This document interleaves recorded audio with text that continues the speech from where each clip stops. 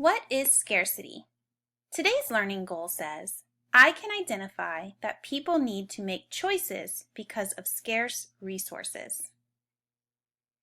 When we go to a store, we see things that we want and things that we need.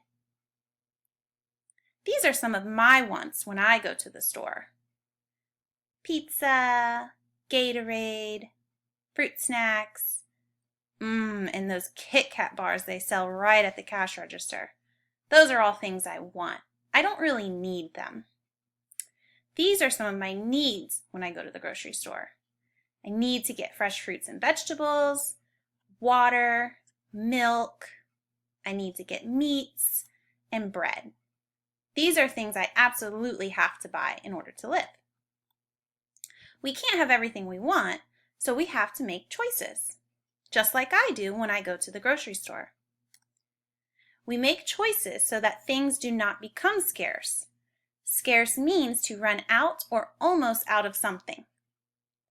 I know sometimes I go to the store for something specific like bananas because that's one of my daughter's favorite snacks.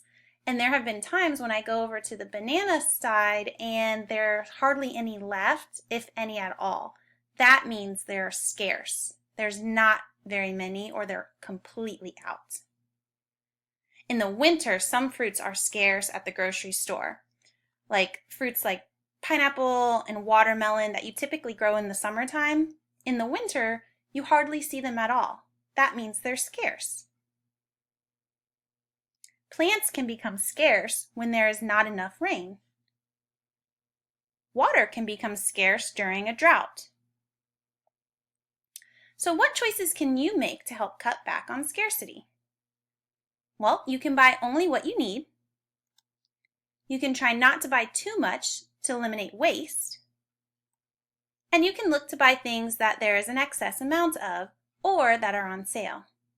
These are all ways you can help cut back on scarcity.